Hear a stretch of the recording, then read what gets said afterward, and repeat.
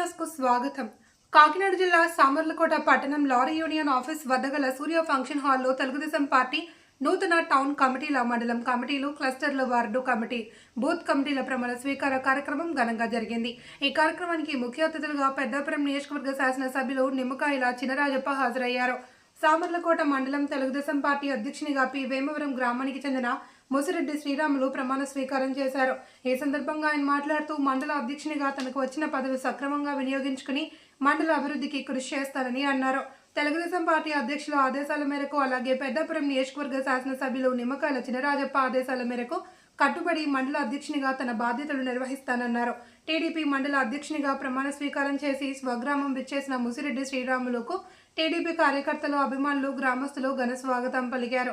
పూలమాలలు, దుశాలువాలతో ఘనంగా సత్కరించి అభినందనలు తెలియజేశారు. పండుగ వాతావరణంలో గ్రామస్తులు, టీడీపీ కార్యకర్తలు వేడుకలు జరిపారు.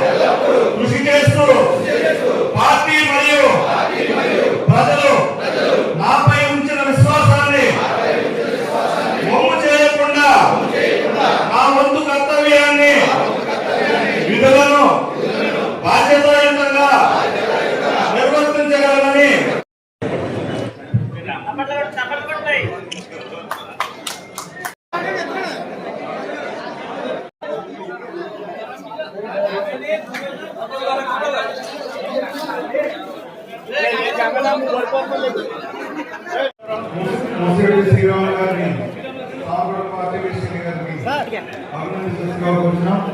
Okay sir, okay sir.